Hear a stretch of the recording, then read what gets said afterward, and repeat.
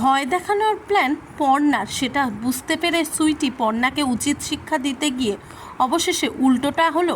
বিস্তারিত জানতে সঙ্গেই থাকুন, চ্যানেলটিকে সাবস্ক্রাইব করে রাখুন।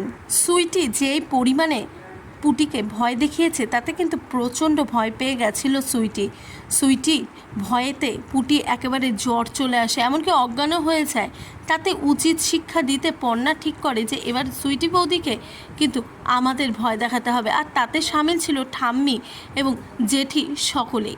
আর তখনই কিন্তু বুঝতে পারে না সুইটি যে সত্যি সত্যি বাড়িতে কোন বাইজির ভূত আছে, কিন্তু সে মনে ভয় পায় ওই ঠাম্মি এবং জেঠির কথা শুনে। অবশেষে রাত হয় ওইদিকে, কিন্তু একেবারে তৈরি হয়ে যায় পর্ণা তার দলবলদের নিয়ে একেবারে রেডি। তাতে সৃজন একেবারে সামিল থাকে, কেননা সৃজনের মেয়েকে এমন করে ভয় দেখিয়েছে যার প্রতিশোধ নিতেই হবে। ওইদিকে পর্ণা না বুঝলেও অবশেষে পুটিকে নিজের মেয়ের মতন ভেবেই হয়তো পর্ণা এমন কাজ করবে। ওইদিকে সত্যি সত্যি যে তার সাথে কানেকশান আছে সেটা তো পর্ণা বুঝতে পারছে না, কিন্তু এবারে অবশেষে তারা তৈরি হয়ে গেছে সুইটিকে ভয় দেখানোর জন্য। আর যত রাত বাড়ছে সুইটি কিন্তু মনে একটা হলো ভয় কাজ করছে, ভাবছে পেতনি যদি তাকে আবারও আক্রমণ করে। ওইদিকে বাড়ির সকলে মিলে কিন্তু সুইটিকে এবারে বাঘে পেয়েছে, এবারে কিন্তু সুইটিকে ধরে ফেলেছে সকলে মিলে। আর তারপরে সুইটিকে প্রচণ্ড পরিমাণে ভয় দেখে। এরপরে সকাল থেকে কিন্তু দেখছিল সকলে যে পর্ণার ঘরে প্রচুর লোকেরা যাচ্ছে, কিন্তু কেন যাচ্ছে সেটা কেউই বুঝতে পারে না।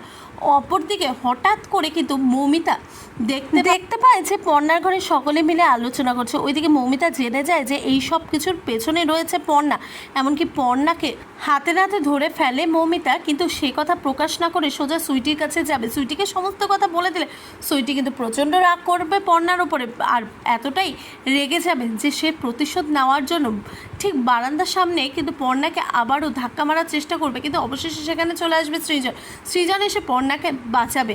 তাহলে এরপরে কি হচ্ছে? তাহলে ধাক্কা মারার এই সময় কি পর্ণার জ্ঞান ফিরে আসবে? আর তখনই পর্ণা সমস্ত কথা সৃজনকে খুলে বলবে। আপনারা জানতে গেলে আমার চ্যানেলটিকে সাবস্ক্রাইব করে রাখুন। আর এই বিষয়ে আপনাদের কি মত? এবারে কি পর্ণার জ্ঞান ফিরে আসাটা উচিত? প্লিজ আপনারা আপনাদের মতামত অবশ্যই কমেন্ট বক্সে কমেন্ট করে জানান।